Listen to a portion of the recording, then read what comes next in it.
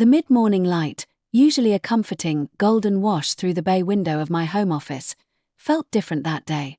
It was early spring, the kind of day where the air still held a crisp edge but the sun promised warmer days ahead, coaxing the first brave crocuses from the thawing earth.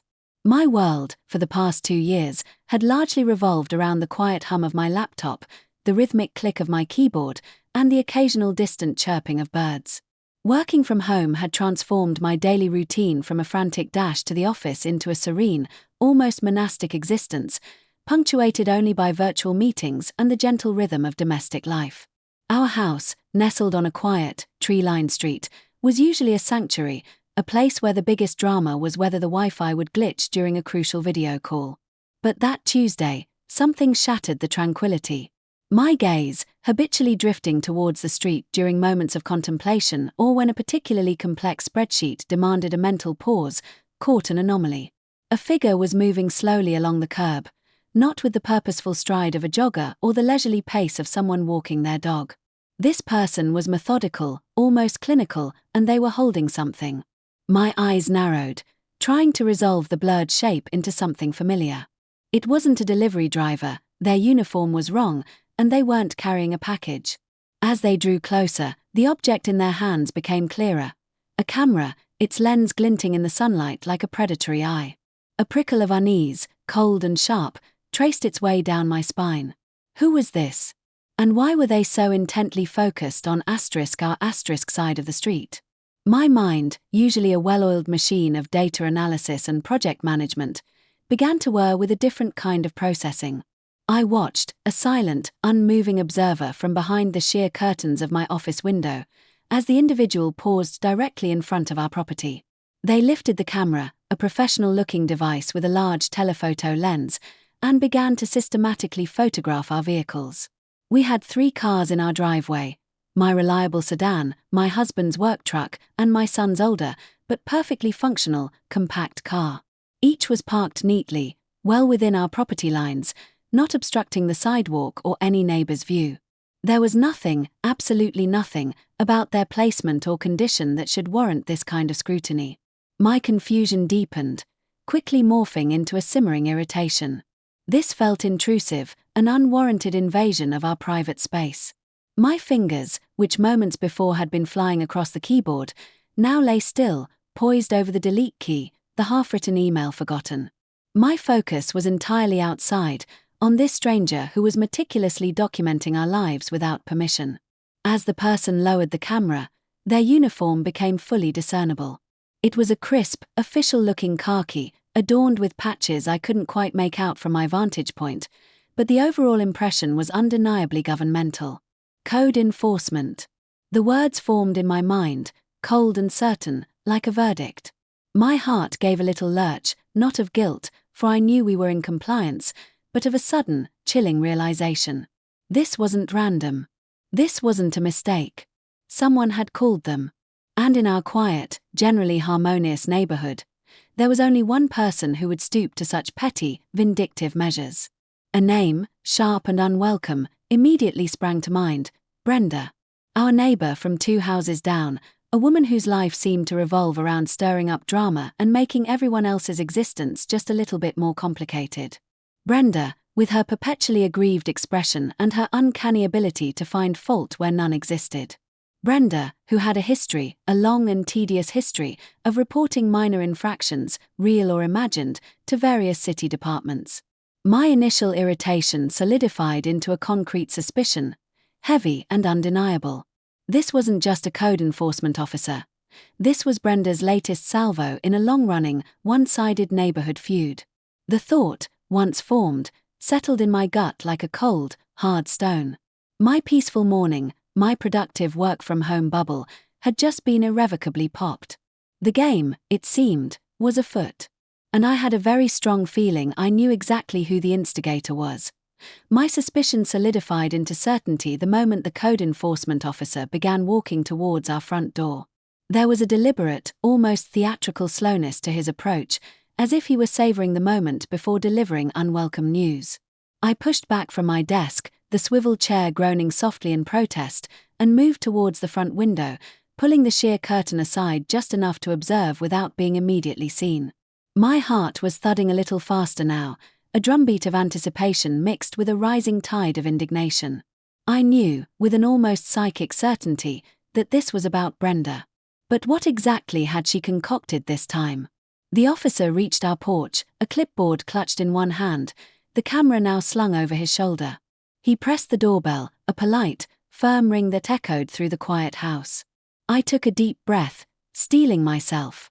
This wasn't just a random official visit, it was a confrontation, albeit a bureaucratic one, instigated by malice. I opened the door, plastering on a neutral, questioning expression, attempting to project an air of calm competence rather than the simmering fury I felt internally. "Good morning," he said, his voice surprisingly mild, almost apologetic. He was a man in his late 40s or early 50s, with kind eyes that seemed at odds with the sternness of his uniform. "I'm with code enforcement. I'm here regarding a complaint about vehicles on your property." "A complaint?" I echoed, my voice carefully modulated to convey polite surprise, not accusation. "About our vehicles. I assure you, they're all registered, insured, and parked entirely on our private property." I gestured vaguely towards the driveway, as if inviting him to inspect them more closely. He nodded, his gaze sweeping over the driveway, lingering for a moment on my son's compact car. "Yes, well, the complaint specifically mentioned an abandoned vehicle, and also, a borrowed car." The words hit me like a physical blow, even though they were delivered without malice. A borrowed car. The phrase hung in the air, a perfectly crafted piece of Brenda's particular brand of passive-aggressive poison. My internal monologue screamed, *bingo. That was it. That was the smoking gun. No one else in the neighborhood, no casual passerby, would ever use such a specific, loaded term. It was Brenda's signature, her way of implying something illicit, something not quite right, without outright stating it. My son occasionally borrowed a car from his friend, a perfectly legal and common arrangement, but Brenda, in her twisted perception, had clearly spun it into something nefarious, something worthy of a code violation. The sheer pettiness of it was breathtaking. My polite facade remained, but my eyes narrowed almost imperceptibly. "I see," I said, my voice a little tighter than before. "And which vehicle are we referring to as borrowed?" I already knew the answer. He gestured towards my son's car. The blue sedan. It was reported as being parked here for an extended period, not registered to this address.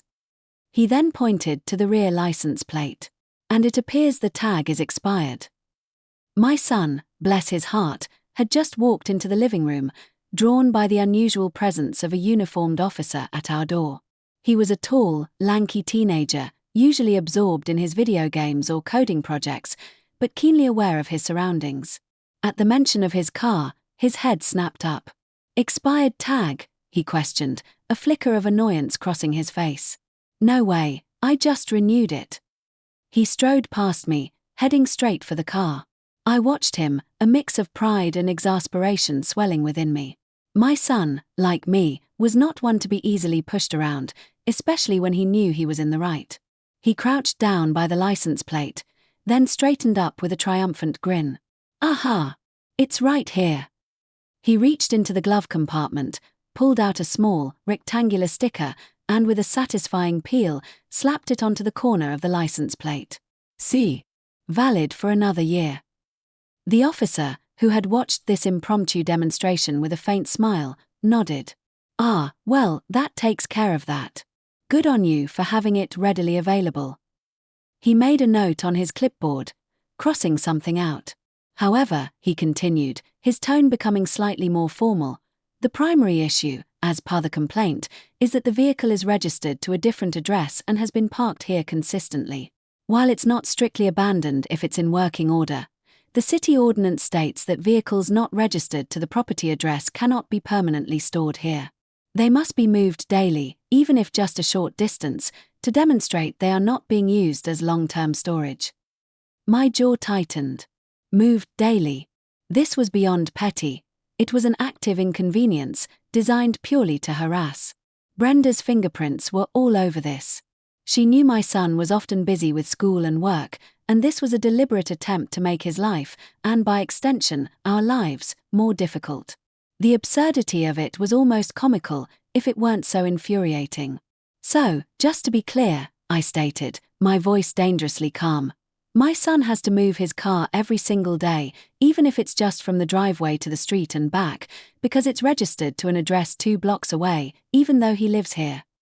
That's correct, the officer confirmed, still maintaining his polite demeanor. It's to prevent properties from being used as unofficial parking lots for vehicles not associated with the residents. A common issue, I assure you. He seemed to sense my rising frustration, adding, it's a technicality, but a valid one, according to the complaint. My son, however, seemed to take a perverse delight in the instruction. He exchanged a quick, knowing glance with me, a spark of mischief in his eyes that I recognized instantly. He was a master of passive aggression, a trait he had, regrettably, inherited from me. Move it daily, he repeated, a slow, almost theatrical smile spreading across his face. Oh, I can absolutely do that. Every single day. No problem at all. His tone was saccharine sweet, almost too eager, a clear signal that he was already concocting ways to turn this inconvenience into a subtle act of defiance, perhaps even a public spectacle. The officer, perhaps missing the underlying sarcasm, simply nodded, finished his notes, and handed me a small pamphlet detailing the relevant code. That should cover it for now. Just ensure the vehicle is moved regularly. We'll check back in a few weeks to confirm compliance. He gave a small, almost apologetic bow of his head, then turned and walked back down our driveway. I watched him go, my mind already racing, plotting. As he reached the street, instead of turning right or left to leave the neighborhood, he paused. Then, to my intense satisfaction, he turned left, in the direction of Brenda's house, 2 doors down. He didn't just walk past it. He slowed, then stopped directly in front of her property, pulling out his camera once more. A slow, vindictive smile began to spread across my face. Oh, Brenda. You had no idea what you had just unleashed. A delicious, almost wicked sense of anticipation bubbled within me as I watched the code enforcement officer pause in front of Brenda's house. It wasn't just a fleeting glance. He stopped, pulled out his camera again, and began to survey her property with the same meticulous attention he had given ours.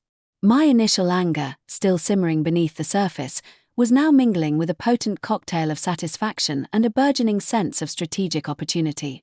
This was it. This was the moment. Brenda's house was, to put it mildly, an eyesore. For years, she had boasted about grand renovation plans, vague pronouncements about transforming her property into some kind of architectural marvel. Yet, the reality was a chaotic mess. Her front yard, once a respectable patch of grass, had become a haphazard collection of half-finished projects. Piles of lumber, stacks of bricks, tarps covering who knew what, all slowly being reclaimed by an ever-encroaching tide of weeds. It wasn't just untidy, it was a blatant disregard for neighborhood aesthetics and, I suspected, for basic city ordinances. Her backyard, which I had only glimpsed over the fence on rare occasions, was rumored to be even worse, a veritable junkyard of discarded furniture, construction debris, and overgrown vegetation. I retreated from the window, a triumphant smirk playing on my lips. My son, still basking in the glow of his petty victory, looked at me, a question in his eyes. So, what now, Mom? Do I really have to move it every day? Oh, yes, sweetie, I replied, my voice dripping with an almost theatrical sweetness. Every single day. Make a show of it.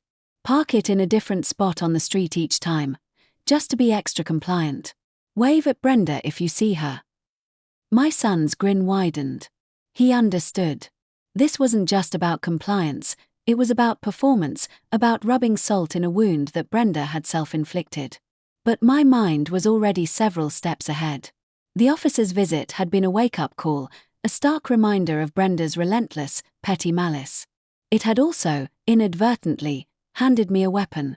As I walked back to my desk, my fingers practically itching to get to work, an idea began to form, solidifying with each step. I remembered seeing a flyer once, or perhaps an online ad, for a city portal where residents could report code violations. My initial thought had been to ignore it, to rise above the neighborhood squabbles. But Brenda had crossed a line. She had brought officialdom to my doorstep, disrupted my peace, and tried to inconvenience my son. This wasn't just about a borrowed car, it was about a pattern of harassment, a deliberate attempt to cause trouble. And now, it was time for a little karma. I sat down at my computer, my fingers flying across the keyboard with renewed purpose. City of our city name, code enforcement portal. I typed into the search bar. Within seconds, a link popped up. I clicked on it, a sense of grim satisfaction settling over me. The portal was surprisingly user-friendly, a clean interface with clear categories for different types of violations. Overgrown weeds, abandoned vehicles, unpermitted construction, trash accumulation, illegal dumping.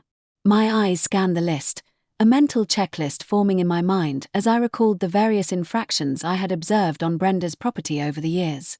I navigated to the Submit a Complaint section. It asked for the address of the offending property, a description of the violation, and the option to upload photos. I didn't have photos of Brenda's backyard, not yet, but I had something better, the memory of the code enforcement officer's visit, his camera pointed squarely at her property. This wasn't just about reporting, it was about leveraging. I entered Brenda's address, my fingers hovering over the description box. What to write? I wanted it to be factual, undeniable, but also comprehensive. I started with the most obvious, overgrown vegetation and accumulation of debris in both front and rear yards. I paused, thinking. The officer had spent a considerable amount of time at her house. He must have seen something significant. My mind replayed the scene, him pausing, camera out, surveying. He wouldn't have just stood there for nothing. Then, a thought struck me. Brenda had been boasting for years about renovations. She'd mentioned tearing down walls, building extensions, redoing the entire backyard. But I had never seen any signs of permits posted, no official notices, nothing that suggested these were legitimate, sanctioned projects. This was a common issue in our city, people doing extensive work without the necessary approvals, often leading to unsafe conditions or property value depreciation for neighbors. This was a goldmine. I added a second complaint, carefully wording it, suspected unpermitted construction and renovation work. Significant structural changes observed over an extended period without visible permits. I knew this was a serious one. Unpermitted work could lead to heavy fines, stop work orders, and even demands for demolition if the work wasn't up to code. This wasn't just petty, this was potentially devastating. I clicked submit for both complaints, a feeling of profound vindication washing over me. The portal confirmed that the complaints had been successfully submitted and would be reviewed by a code enforcement officer. The system even provided a complaint number for tracking. I made a note of it, a small, triumphant smile playing on my lips. As I closed the browser, I noticed the date and time stamp on the confirmation. It was the very same day the officer had visited our house. The timing was perfect. He had been to our place, then directly to Brenda's. My complaints, submitted just hours after his visit, would likely be cross-referenced with his own observations. It was a beautiful, symmetrical act of poetic justice. Karma, it seemed, was not only finding its way home, it was knocking on Brenda's door with a clipboard and a camera. And I had just given it a little nudge. The next few days passed with an almost unbearable slowness, each hour feeling like an eternity as I waited for the inevitable fallout. My son, true to his word and with a mischievous glint in his eye, began his daily ritual of moving the borrowed car. He'd back it out of the driveway, drive it around the block, and then park it in a slightly different spot on the street, sometimes even across the street, just to emphasize the point. He'd make sure to do it at times when Brenda was likely to be out and about, tending to her perpetually half-finished projects or, more likely, peering out from behind her curtains. I could almost feel her eyes burning holes in the back of his head, her frustration mounting with each perfectly legal, perfectly compliant maneuver. It was a small, daily act of rebellion, a silent taunt that I knew was driving her absolutely mad. I, too, found myself checking the online portal multiple times a day, almost obsessively. I knew it would take time for the complaints to be processed, assigned, and acted upon, but the anticipation was a potent drug. I imagined the code enforcement officer, the same one who had visited us, reviewing his notes from our street, comparing them with the new complaints that had just landed on his digital desk. The thought of him connecting the dots, realizing that the very person who had instigated a petty complaint against us was now facing a barrage of far more serious accusations, filled me with a quiet, simmering satisfaction. One afternoon, about 3 days after the initial visit, I saw him again. This time, he wasn't just pausing in front of Brenda's house. He was actively engaged. He was walking around her property, clipboard in hand, making notes, and, crucially, taking more photographs. He spent a significant amount of time in her front yard, peering at the piles of debris, the overgrown weeds, and the various construction materials strewn about. Then, he disappeared around the side of her house, presumably to inspect the backyard. My heart gave a little leap of triumph. This wasn't just a cursory check. This was a full-blown investigation. My complaints, coupled with his initial observations, had clearly triggered a more thorough review. I resisted the urge to go outside and offer him a glass of water, or to wave, or to do anything that might reveal my involvement. I wanted to remain an anonymous, unseen force, pulling the strings from the shadows. My revenge, if you could call it that, was best served cold and unseen. Later that evening, after dinner, I logged back into the city's code enforcement portal. My fingers trembled slightly as I navigated to the check complaint status section and entered the complaint numbers I had meticulously saved. I braced myself, expecting to see a status like under review or assigned to officer. What I saw instead made me gasp, a quiet, triumphant sound that drew my son's attention from his video game. 2 new complaints had been officially opened for Brenda's address. Not just my submitted ones, but *new ones, initiated by the city itself. One read, overgrown, trash-filled backyard, violation of Property Maintenance Code Section 302.4. The description was chillingly precise, detailing the extent of the neglect and accumulation of refuse. The words trash-filled were particularly satisfying. It confirmed everything I had suspected about her backyard, and it meant the officer had indeed ventured back there and seen it for himself. The second new complaint was even more potent: unpermitted construction, violation of Building Code Section 105.1. This was the big one. This wasn't just about untidiness, this was about structural integrity, safety, and potentially significant financial penalties.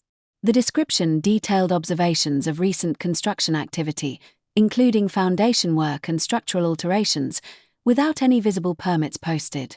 It even mentioned a specific date of observation, which I knew was the day the officer had been at our house and then hers. A wave of pure, unadulterated satisfaction washed over me. It was better than I could have ever imagined. The officer hadn't just noted my complaints, he had independently verified them and initiated his *own official actions. This wasn't just me reporting Brenda. This was the city, with its full bureaucratic weight, coming down on her. The wheel of karma, it seemed, was not only turning but accelerating. I leaned back in my chair, a slow, triumphant smile spreading across my face. My son, seeing my expression, paused his game. "What is it, Mom? Did something happen?" "Oh, something happened, sweetie," I said, my voice rich with satisfaction. "Something beautiful. It seems our dear neighbor has some very serious explaining to do to the city." I didn't elaborate, but the look on my face was enough. He grinned, understanding instantly that the scales of justice were beginning to tip in our favor. The thought of Brenda, so smug and self-righteous in her attempts to cause us trouble, now facing the full force of city regulations, filled me with a quiet joy. She had sown the wind, and now she was about to reap the whirlwind. And I, the quiet, work-from-home mom, had merely provided a gentle, almost imperceptible push. It was a victory, not just for us, but for every neighbor she had ever annoyed, every rule she had ever flouted.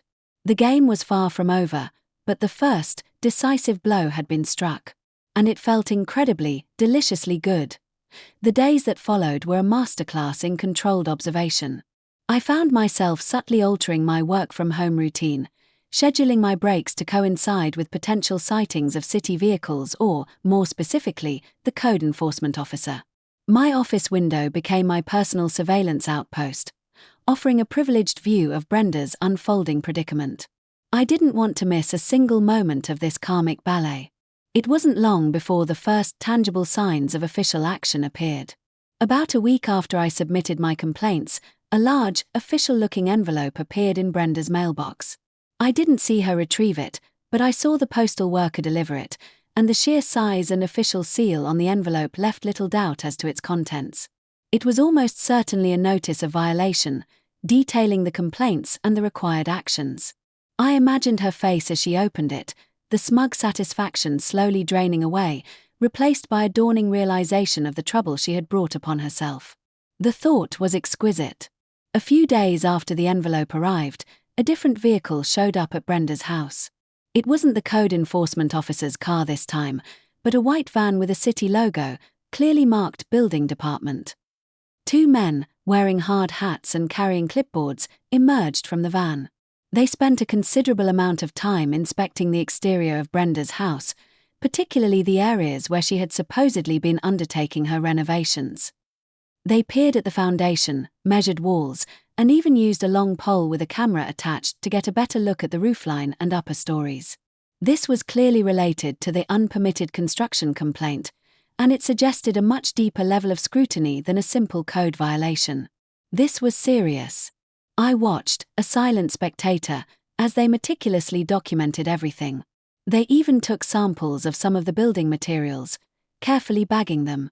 It was a forensic examination, a stark contrast to the casual glance the first officer had given our perfectly legal vehicles. This wasn't just about a messy yard, this was about structural integrity, permits, and potentially, the safety of the building itself. The implications were vast, and I knew, from my own research into city codes, that unpermitted work could lead to massive fines, orders to cease and desist, and even, in extreme cases, demands to tear down the illegal construction.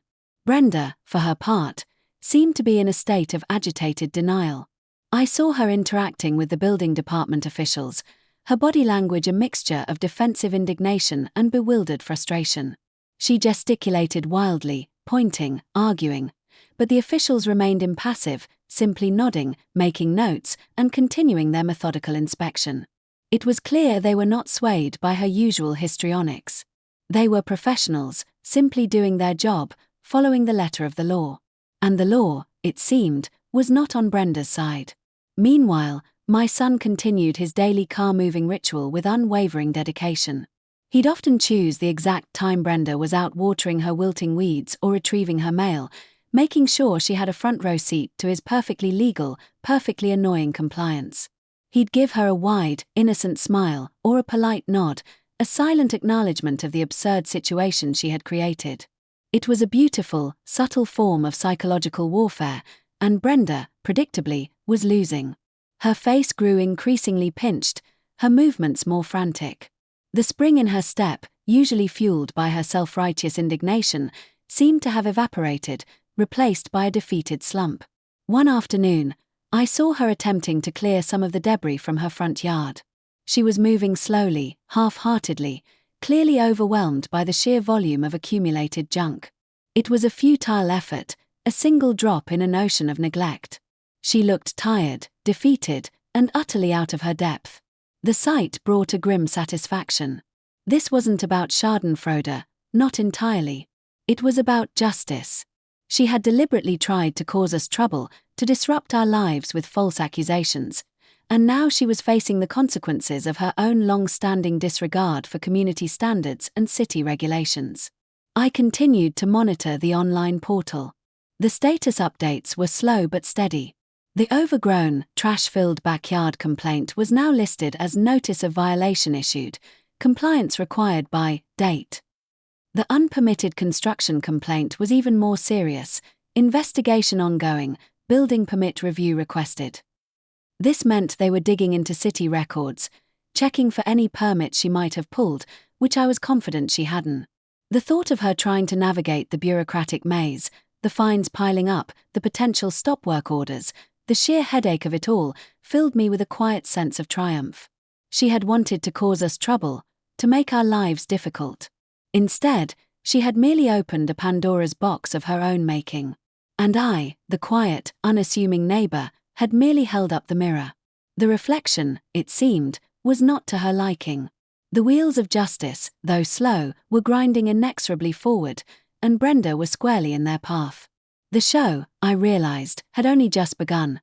The next few weeks brought a crescendo of activity at Brenda's property, transforming her previously stagnant, chaotic yard into a hub of frantic, albeit disorganized, effort. The initial official notices had clearly spurred her into a desperate attempt at compliance, though her approach was as haphazard and inefficient as her initial renovations. Large, industrial-sized dumpsters, the kind typically used for construction debris, began appearing in front of her house, only to be filled and replaced with alarming frequency. I watched, fascinated, as she, sometimes with the reluctant help of a family member or two, began to clear out the accumulated junk from her front yard. Piles of warped lumber, broken furniture, discarded appliances, and bags of what looked like general household trash were heaved into the dumpsters. It was a monumental task, a testament to years of neglect, and it was clear she was struggling. Her movements were slow, her face perpetually flushed with exertion and, I suspected, humiliation. The sound of her struggling, the scraping of debris, the occasional frustrated shout, became the new soundtrack of our quiet street. It was a stark contrast to the usual gentle hum of my work-from-home life, but I found myself not minding the disruption. Each thud of something heavy hitting the dumpster was a small victory, a tangible sign that Brenda was finally being forced to confront the mess she had created, both literally and figuratively. However, the unpermitted construction issue was proving to be a far more complex beast. While the yard cleanup was physically demanding, it was a relatively straightforward task. The building code violations, on the other hand, required professional intervention. I observed more city vehicles, different departments this time, making visits.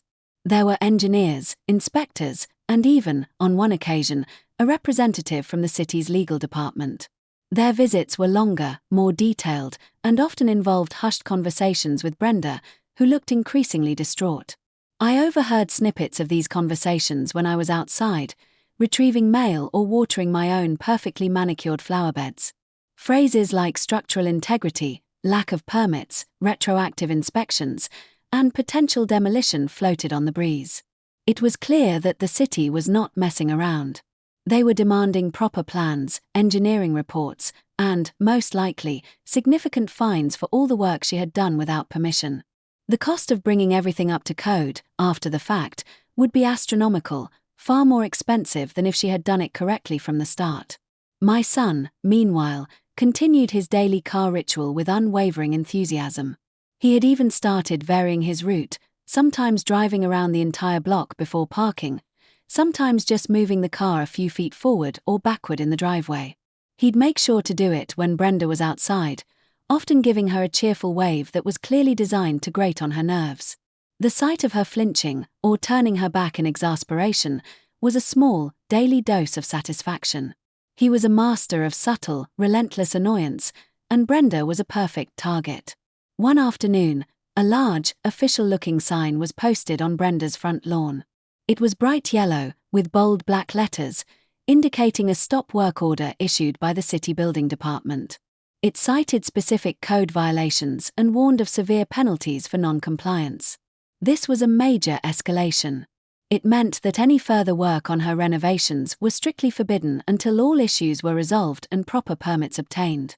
It was a public declaration of her transgression, visible to every passerby, every neighbor. The shame of it, I imagined, must have been overwhelming. I saw Brenda staring at the sign, her shoulders slumped, her face a mask of defeat. She tried to pull it out of the ground once, but it was firmly planted, and she quickly gave up, retreating into her house. The sight was almost pitiful, but the memory of her petty, vindictive actions against us quickly hardened my resolve. This wasn't just about her. It was about the principle. She had chosen to operate outside the rules, to inconvenience others, and now the consequences were catching up to her. The overgrown, trash-filled backyard complaint, according to the portal, was moving towards compliance-achieved status, as she was slowly but surely clearing the debris. But the unpermitted construction complaint remained stubbornly under investigation or notice of violation issued, with no signs of resolution. This was the real albatross around her neck, the one that would likely cost her a fortune and cause her endless headaches. The neighborhood, usually quiet and reserved, began to buzz with hushed whispers. Neighbors, who had long suffered in silence under Brenda's reign of petty terror and her property's unsightly condition, were now openly discussing the situation. There was a palpable sense of collective relief, a quiet satisfaction that justice, in its own slow, bureaucratic way, was finally being served. No one knew I was the catalyst, and I preferred it that way. My role was that of the unseen hand, the quiet architect of karma. As I watched Brenda struggle, a thought occurred to me. Her initial complaint against us had been so trivial, so easily resolved. Yet, it had triggered a chain of events that was now consuming her.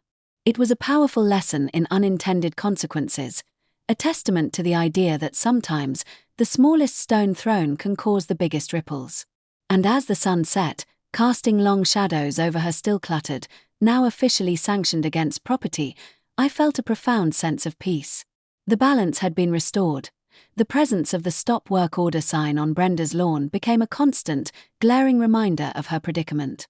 It was a beacon of her failure, visible to every person who drove or walked down our street.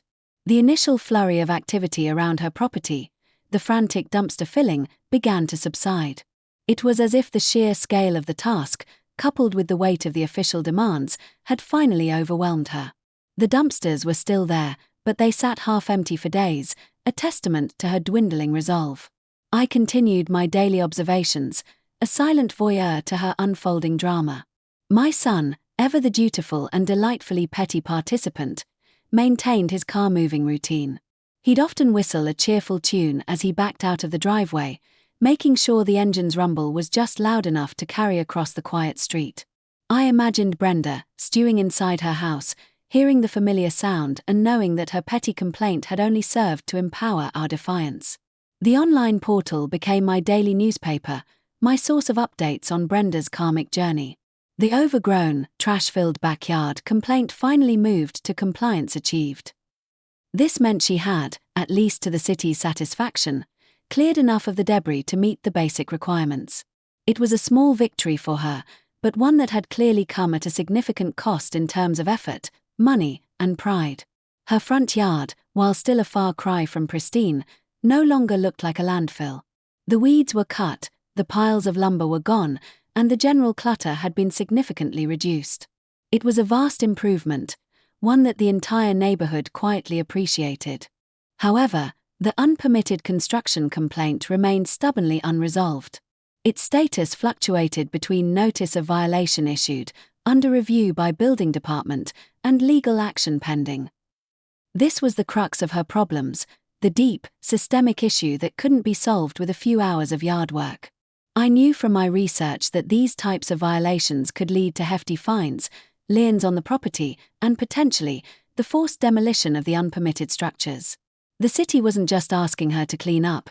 They were demanding that she retroactively prove the safety and legality of years of unapproved work. I saw more official cars, not just from code enforcement or the building department, but also from the planning department. This suggested that the city was now looking at zoning issues, setbacks, and whether her unpermitted additions were even allowed under the city's master plan for our residential area. It was a multi-pronged attack, a bureaucratic hydra with many heads, each one demanding compliance and paperwork and, inevitably, money. Brenda herself seemed to shrink under the pressure. Her usual confident, almost aggressive demeanor had vanished. She rarely ventured out, and when she did, it was with a hurried, furtive air, avoiding eye contact with anyone. Her once loud boasts about her renovations had ceased entirely, replaced by a sullen silence. The neighborhood, which had long been subjected to her self-aggrandizing pronouncements, now enjoyed a blissful quiet. One afternoon, I noticed a new piece of paper taped to the stop work order sign. It was another official notice, this one even more severe. It was a notice of intent to impose penalties and detailed a schedule of escalating fines for continued non-compliance. It also mentioned a mandatory meeting with city officials, a kind of pre-hearing conference, where she would have to present her case and her plan for remediation. The language was formal, legalistic, and utterly unforgiving. I imagined Brenda receiving this, the weight of the city's bureaucracy pressing down on her. She had tried to wield the city's power as a weapon against us, and now that same power was being wielded against her, with far greater force and justification. The irony was palpable, almost poetic. The financial implications alone must have been staggering. Lawyers' fees, engineering reports, architectural plans, permit fees, and now, escalating fines. Her grand renovations were now likely costing her exponentially more than she had ever anticipated, and for all the wrong reasons. Her attempt to save money by cutting corners and avoiding permits was now backfiring spectacularly, proving to be the most expensive mistake of her life. My own life, in contrast, had returned to its peaceful rhythm. The brief disruption caused by the code enforcement officer had faded, replaced by the quiet satisfaction of knowing that justice was being served. My son's car was moved daily, a small, almost ritualistic act that served as a constant, gentle reminder to Brenda of her folly. We were compliant, we were peaceful, and we were, in our own way, victorious. The story wasn't over, not yet. Brenda still had to navigate the labyrinthine world of city permits and regulations. But the tide had irrevocably turned. She was no longer the aggressor, the instigator of petty complaints. She was the one on the defensive, caught in a web of her own making. And I, the quiet, observant neighbor, had merely provided the initial, almost imperceptible tug on the first thread. The unraveling, it seemed, was entirely her own doing. The quiet hum of my work-from-home life settled back into its comfortable rhythm, but now it was underscored by a subtle, almost imperceptible shift in the neighborhood's atmosphere. The tension that Brenda's presence had often generated seemed to dissipate, replaced by a sense of calm. Her house, once a source of constant low-level irritation, was now a monument to her self-inflicted woes. The stop work order sign remained firmly planted in her lawn, a stark reminder of the city's unwavering resolve. I continued my daily checks on the online portal, watching the status of the unpermitted construction complaint. It was a slow, bureaucratic dance, but the direction was clear: the city was not backing down. The status updates indicated that the case was moving through various stages of review, with notes about engineering reports requested and structural integrity assessments pending. It was a complex and costly process, and I knew Brenda was likely drowning in paperwork and legal fees. Brenda herself became even more reclusive. I rarely saw her outside, and when I did, she was a ghost of her former self, shoulders hunched, eyes downcast, a perpetual frown etched on her face. The defiant set of her jaw, once so familiar, was gone, replaced by a look of weary resignation. She no longer engaged in her usual neighborhood gossip or her self-aggrandizing tales of renovation. The silence from her corner of the street was, for us, a welcome relief. The absence of her drama was a drama in itself. My son, bless his heart, continued his daily car-moving routine with the dedication of a professional. He had even started varying the time of day he moved it, just to keep Brenda guessing.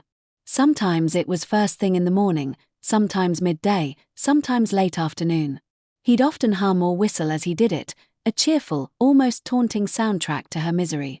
He'd park it in front of her house, then across the street, then back in our driveway, always ensuring it was within the letter of the law.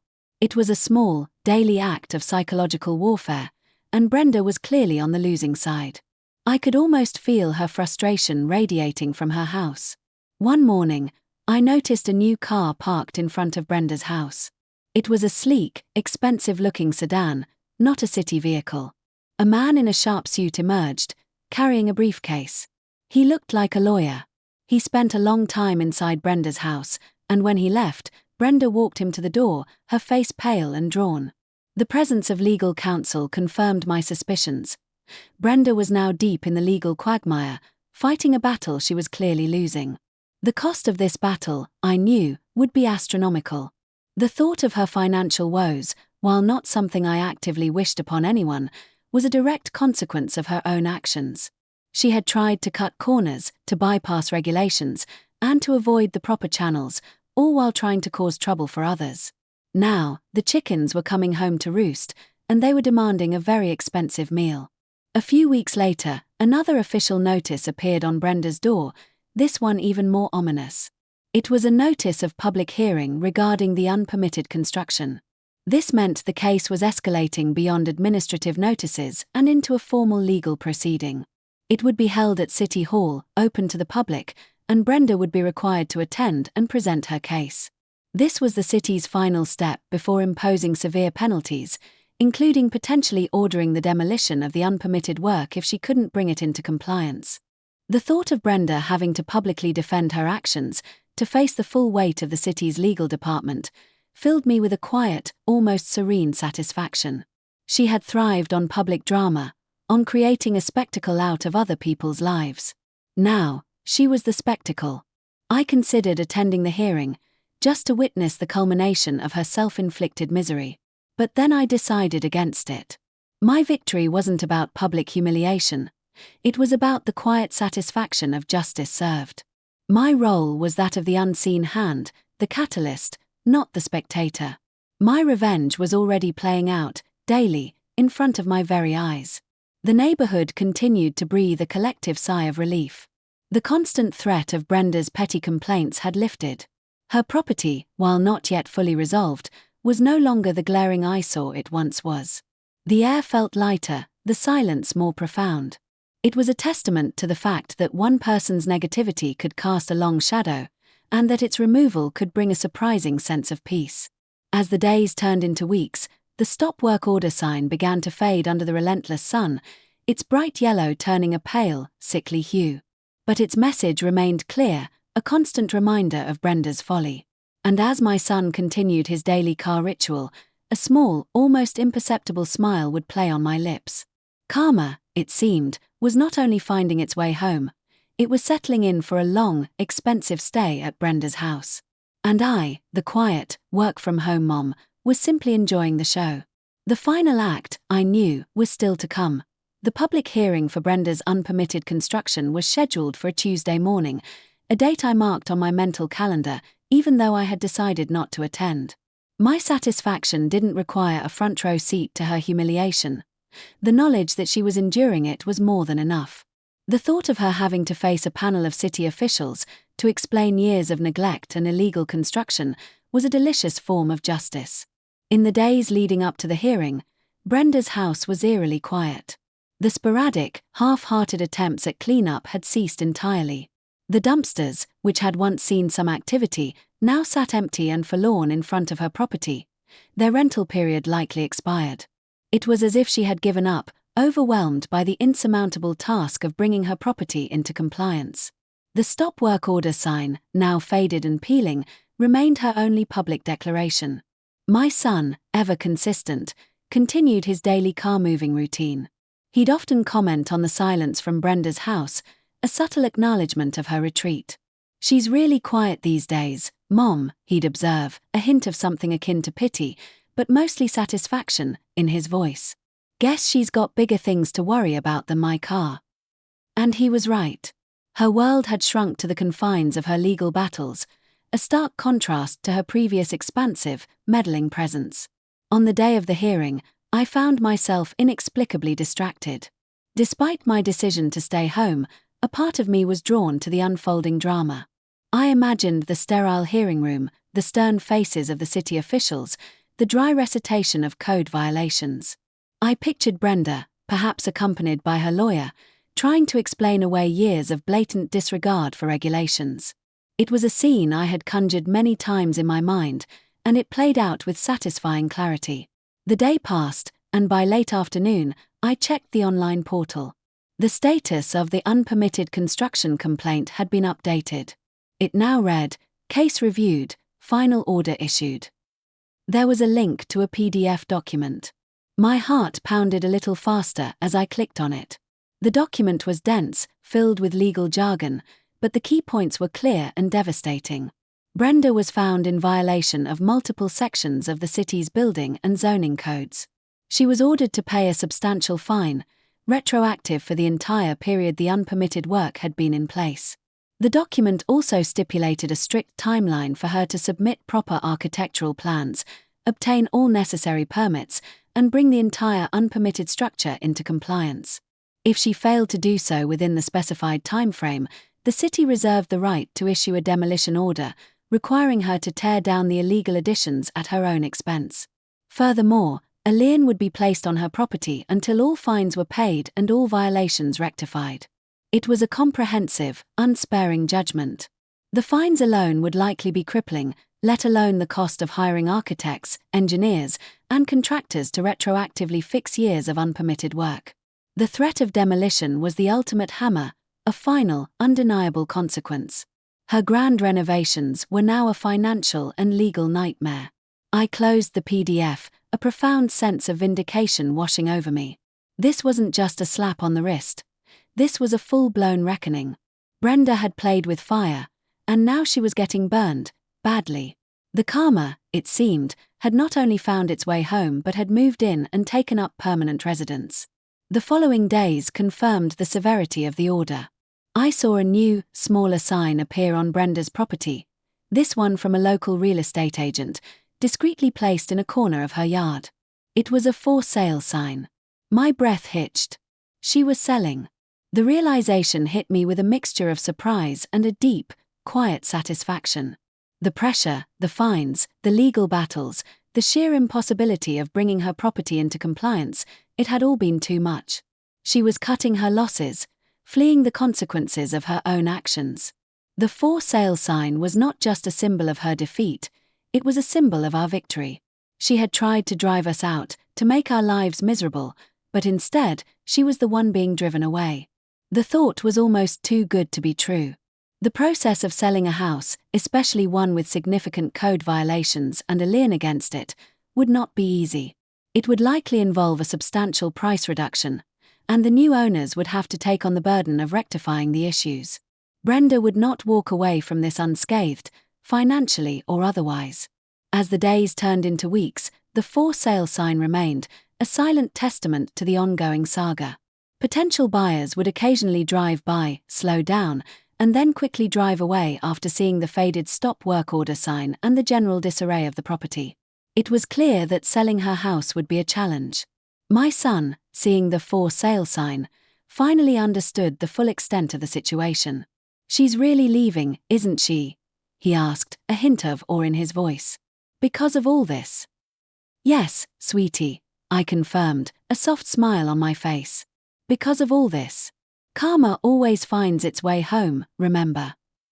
He nodded slowly, a thoughtful expression on his face. He continued to move his car daily, a ritual now imbued with a deeper meaning. It wasn't just about compliance, it was about the quiet, persistent power of knowing you were in the right and watching justice unfold. The neighborhood was finally getting its peace back, one car move, one faded sign, and one for sale sign at a time. The story of Brenda's downfall, set in motion by her own petty malice, was nearing its triumphant conclusion. The for sale sign on Brenda's lawn became a permanent fixture, a stark monument to her capitulation. It stood there, day after day, week after week, slowly weathering under the sun and rain. The initial flurry of potential buyers, mostly curious lookers, quickly dwindled. The faded stop work order sign, still stubbornly clinging to its post, coupled with the visible disarray of her property, was a powerful deterrent. No one wanted to inherit a house burdened with significant code violations, pending fines, and the looming threat of demolition orders. Brenda herself remained a phantom. I rarely saw her, and when I did, she was a fleeting glimpse, a hurried figure darting from her front door to her car, avoiding all eye contact, her face a mask of defeat. The once vibrant, if irritating, energy she exuded had completely dissipated, replaced by a palpable aura of despair. Her house, once a beacon of her chaotic renovations, now seemed to sag under the weight of its unresolved issues. My son, by now, had perfected his car-moving routine into an art form. It was no longer just about compliance, it was a daily, almost meditative act of quiet triumph. He'd often choose the exact moment a potential buyer's car slowed down in front of Brenda's house, backing his car out of our driveway with exaggerated care, then driving it around the block before parking it in a new, perfectly legal spot. He'd sometimes even give a polite, almost imperceptible nod towards Brenda's house, a silent acknowledgement of the irony of the situation. It was a subtle, psychological victory, played out daily for anyone who cared to observe. The online portal, my quiet source of information, still showed the unpermitted construction complaint as final order issued, with the associated fines and compliance deadlines. There was no indication of the lien being lifted, which meant that any sale would be complicated by the city's claim on the property. This was a significant hurdle for Brenda, one that would undoubtedly eat into any potential profit from the sale, if she could even find a buyer willing to take on such a burden. Months passed. The seasons changed. The vibrant greens of spring faded into the lushness of summer, then the fiery hues of autumn. The for sale sign began to look truly forlorn, its colors bleached, its edges curled. It was a testament to the difficulty Brenda was having in offloading her problem property. The market might have been hot, but a house with a stop work order and a city lien was a different beast entirely. I imagined her desperation, the weight of the fines accumulating, the constant dread of the city's next move. Every day that the house remained unsold was another day she was bleeding money, another day she was trapped in a situation of her own making.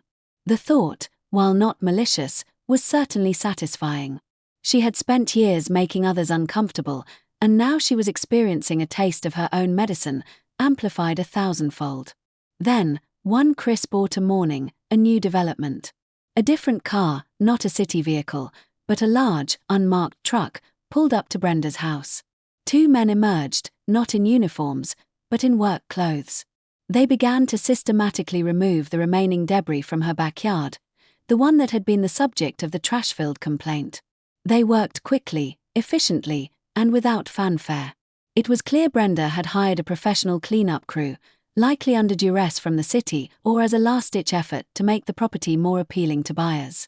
This was followed by a landscaping crew, who meticulously trimmed the overgrown bushes and cleared the remaining weeds from her front yard.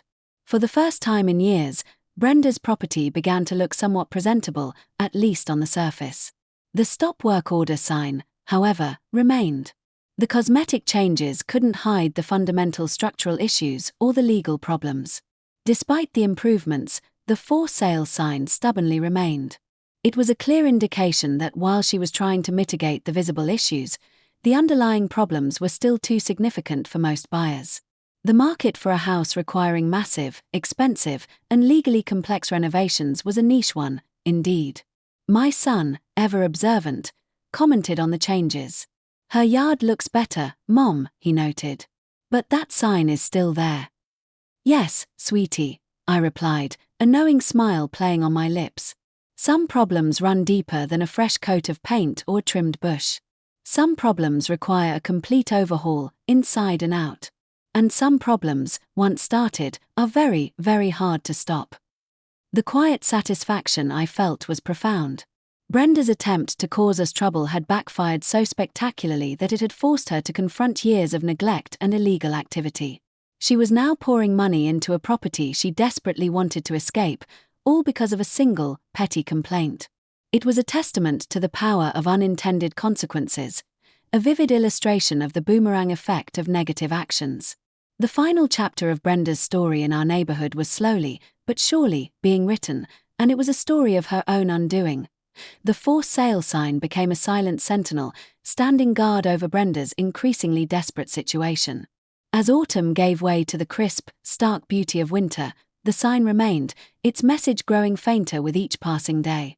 The cosmetic improvements to Brenda's yard, while noticeable, did little to mask the underlying issues. The stop work order sign, though faded, was still a glaring red flag to any prospective buyer. The lack of activity around Brenda's house was unsettling. She was rarely seen, and the once sporadic sounds of her half-hearted attempts at cleanup had ceased entirely. It was as if she had retreated completely, leaving her property to languish on the market, a testament to the insurmountable problems she faced. The online portal, my reliable source of information, still showed the unpermitted construction complaint as unresolved, with the fines continuing to accrue. The lien on her property remained, a legal anchor preventing any easy escape. My son, ever diligent, continued his daily car-moving ritual. It had become a habit, a quiet act of defiance that no longer required conscious thought.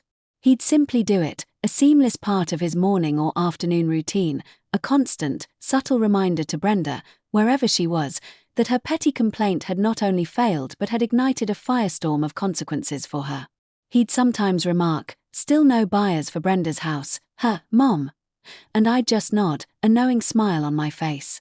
The winter months brought a new layer of stillness to the neighborhood. Snow fell, blanketing Brenda's yard in a pristine white, temporarily obscuring the lingering signs of neglect and the faded for sale sign. But beneath the snow, the problems persisted, like a dormant volcano waiting to erupt. I imagined Brenda, trapped in her house, perhaps staring out at the snow-covered sign, the weight of her predicament pressing down on her. Then, in late winter, just as the first hints of spring were beginning to emerge, I noticed a new car parked in front of Brenda's house. It wasn't a city vehicle, nor was it a lawyer's car. It was a beat-up, older model, and a different set of people began to appear at the house. They looked like a family, a younger couple, perhaps in their late 20s or early 30s, with a small child. They spent hours at the property, not just looking, but actively measuring, sketching, and talking animatedly. They looked like people who weren't afraid of a project, perhaps even relishing the challenge. My curiosity was piqued. Could this be it? Could Brenda finally be on the verge of selling? I watched them from my window, a sense of anticipation building. They returned several times over the next few days, always with the same focused intensity. They even brought a contractor with them on one occasion, who spent a long time inspecting the areas of unpermitted construction. It was clear they were serious, and they were doing their due diligence. A few weeks later, the for sale sign finally disappeared. It was gone, not just faded or knocked over, but completely removed. My heart gave a little leap. This was it. This was the sign. Brenda had finally sold her house. The immediate aftermath was a flurry of activity. Moving trucks appeared, not just one, but several over the course of a week. Brenda's remaining belongings were systematically loaded, and with each box, each piece of furniture, a sense of closure settled over our street. I saw Brenda herself on the last day, a small, solitary figure, directing the movers. She looked even smaller, older, and utterly exhausted. She didn't look back as she got into her car, driving away without a backward glance. She was gone. A profound sense of peace descended upon the neighborhood. It wasn't just the absence of Brenda's physical presence, it was the absence of her negative energy, her constant meddling, her petty complaints. The air felt lighter, the silence more profound. The long shadow she had cast over our street had finally lifted. The very next day, the new family moved in. They were young, energetic, and seemed genuinely excited about their new home, despite its obvious challenges. They waved to us as they unloaded their boxes, their faces bright with optimism. It was a refreshing change, a breath of fresh air.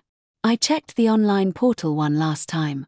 The unpermitted construction complaint status had finally changed to case closed, property sold, violations transferred to new owner. This meant that Brenda had likely taken a significant financial hit, selling the property at a reduced price to account for the outstanding fines and the cost of remediation. The new owners, by purchasing the property, had assumed the responsibility for bringing it into compliance. It was a tough deal for them, but for Brenda, it was the ultimate consequence. She had been forced to offload her problem, and in doing so, had paid a heavy price. My son, seeing the new family, finally stopped his daily car-moving ritual. It was no longer necessary. The borrowed car, now fully compliant and properly registered, could stay put. The petty battle was over, and we had won. The entire saga, from Brenda's initial petty complaint to her eventual, forced departure, was a vivid illustration of karma in action. She had tried to cause us trouble, to disrupt our lives with false claims and malicious intent. Instead, her actions had boomeranged back on her with devastating force, forcing her to confront years of her own neglect and illegal activities. Her attempt to cause us trouble had backfired spectacularly, proving that karma always finds its way home. And sometimes, it even brings a for sale sign.